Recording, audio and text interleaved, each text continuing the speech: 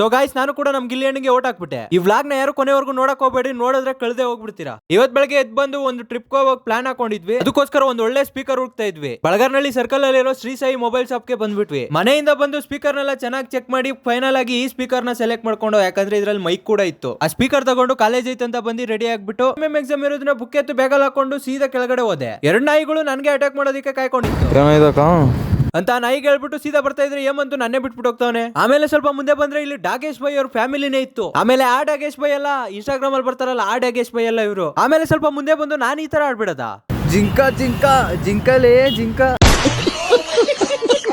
ಆಮೇಲೆ ಪ್ರಜ್ವಲ್ ನ ಕರ್ಸ್ಕೊಂಡು ಪ್ರಜ್ವಲ್ ಗಾಡಿ ಎತ್ಕೊಂಡು ನಾವು 3 ಜನ ಹೋದ್ವಿ. ಇತ್ತೀಚೆಗೆ ನಮ್ಮ ಮತ್ತಿಬೆಲೆಯಿಂದ ಚಂದಾಪುರಕ್ಕೆ ಹೋಗೋ ರೋಡ್ ಹೆವಿ ಜಾಮ್ ಆಗ್ತೈತೆ. ಯಾಕಂತ ನೋಡಕ್ ಹೋದ್ರೆ ಕೆಳಗಡೆ ಅಂಡರ್ ಪಾಸ್ ಗಳೆಲ್ಲ ಮಾಡ್ತಾವ್ರಂತೆ, ಅದಕ್ಕೋಸ್ಕರ ನೋಡ್ತಾ ಇರ್ಬೋದು. ವರ್ಕ್ ಆಲ್ರೆಡಿ ಪ್ರೊಸೆಸಿಂಗ್ ಅಲ್ಲಿ ಐತೆ. ಇನ್ನೊಂದ್ ಕಾರಣ ಹೇಳಕ್ ಹೋದ್ರೆ ಇವು ವರ್ಕ್ ಮಾಡ್ತಾ ಇತ್ತಲ್ಲ ಗಾಡಿಗಳು, ಅದ್ಗಳು ಕೂಡ ರೋಡ್ ಎಲ್ಲ ನಿಲ್ಸ್ಬಿಡ್ತಾರೆ. ಅದಕ್ಕೋಸ್ಕರ ಒಂದ್ ಸ್ವಲ್ಪ ಟ್ರಾಫಿಕ್ ಆಗುತ್ತೆ. ಆದ್ರೂ ಇವತ್ತಾದಷ್ಟು ಖುಷಿ ಯಾವತ್ತೂ ಆಗಿಲ್ಲ ಅನ್ಕೊಳ್ರಿ. ಫಾರ್ ದ ಫಸ್ಟ್ ಟೈಮ್ ನಾವು ಡಿಗ್ರಿಗೆ ಸೇರಿದಾಗಿಂದ ಇದೇ ಫಸ್ಟ್ ಅನ್ಸುತ್ತೆ ಇಷ್ಟೊಂದು ಜೀರೋ ಟ್ರಾಫಿಕ್ ಇರೋದು. ಮಾತ್ರ ಹೆವಿ ಖುಷಿ ಆಯ್ತು ಈ ಒಂದು ಜೀರೋ ಟ್ರಾಫಿಕ್ ನ ನೋಡಿ. ಅಲ್ಲಿಂದ ಚಂದಾಪುರಕ್ಕೆ ಬಂದಿದ ತಕ್ಷಣ ನಮ್ ಬ್ರದರು ಮತ್ತೆ ನಮ್ಮ ಮಚ್ಚ ಇಬ್ರು ಸಿಕ್ಬಿಟ್ರು. ಅವ್ರನ್ನ ಮಾತಾಡ್ಸ್ಕೊಂಡು ಸೀದಾ ಕಾಲೇಜ್ ಒಳಗೋಡೋಣ ಅಂತ ಹೊರಟ್ವಿ. ಈ ಚಂದಾಪುರ ರೋಡ್ ಅಲ್ಲಿ ಬರ್ಬೇಕಾದ್ರೆ ನಮ್ಗೆ ಯಾವ ತರ ಫೀಲ್ ಇತ್ತು ಅಂದ್ರೆ, ಚಿಕ್ಕಮಂಗ್ಳೂರಲ್ಲೆಲ್ಲ ಫಾಗ್ ಬರುತ್ತಲ್ಲ ಆ ತರ ಫೀಲ್ ಇತ್ತು. ಆಮೇಲೆ ಫಾಗ್ ಅನ್ಕೊಂಡ್ಬಿಟ್ಟಿರೋ ಧೂಳ್ನ ನಾನು ಹೇಳಿದ್ದು. ನಾವೇನೋ ಎಕ್ಸಾಮ್ ಮುಗಿಸ್ಕೊಂಡ್ ಬಂದ್ರಿ, ಆದ್ರೆ ಇವ್ರು ಇನ್ನೂ ಇಲ್ಲೇ ಕೂತವ್ರೆ. ಇನ್ನೇನು ನಮಗೂ ಟೈಮ್ ಪಾಸ್ ಆಗ್ಬೇಕಲ್ಲ ಅಂತ ಆಟೋ ಒಳಗೆ ಕೂತ್ಕೊಂಡು ಟ್ರಿಪ್ ಪ್ಲಾನ್ ಆಗ್ತಾ ಇದ್ವಿ. ಆ ಪ್ಲಾನ್ ಅಲ್ಲಿ ಎಲ್ಲೆಲ್ಲಿ ಹೋಗ್ಬೇಕು ಎಲ್ಲೆಲ್ಲಿ ಬರ್ಬೇಕು ಅಂತ ಎಲ್ಲ ಅನಾಲಿಸಿಸ್ ಮಾಡ್ತಾ ಇದ್ವಿ. ಆಮೇಲೆ ನಾನು ಕೂಡ ಓಟ್ ಹಾಕೋಣ ಅಂತ ಜಿಯೋ ಹಾಟ್‌ಸ್ಟಾರ್ ಓಪನ್ ಮಾಡ್ಕೊಂಡೆ. 99 ನೋಟ್ ಇತ್ತು. 99 ನೋಟು ಕೂಡ ನಮ್ ಗಿಲ್ಲಿ ಅಣ್ಣಂಗೆ ಹಾಕಿದೀನಿ. ನೀವ್ ಯಾರ್ಗ ಹಾಕಿದ್ರಿ ಅಂತ ಕಮೆಂಟ್ ಮಾಡೋದು ಮಾತ್ರ ಮರಿಬೇಡಿ. ಆಮೇಲೆ ಇನ್ನೇನು ಮನೆ ಕಡೆ ಹೊರಟೋಣ ಅಂತ ಬೈಕ್ ಹತ್ಕೊಂಡು ಹೊರಟ್ವಿ. ಸಂಕ್ರಾಂತಿ ಹಬ್ಬಕ್ಕೆ ಕಬ್ಗಳನ್ನ ಸೈಕಿಗೆ ಇಕ್ಕಿದ್ರು. ಹೋಗ್ಬೇಕಾಗಿದ್ದಾಗ ಇದ್ದಷ್ಟು ಖುಷಿ ಇವಾಗ ಇಲ್ಲ ಬಿಡಿ. ಯಾಕಂದ್ರೆ ಹೋಗ್ಬೇಕಾದ್ರೆ ಫುಲ್ ಖಾಲಿ ರೋಡ್ ಇತ್ತು. ಇವಾಗ ನೋಡಿದ್ರೆ ಫುಲ್ ಜಾಮ್ ಆಗ್ಬಿಟ್ಟೈತು ಗುರು.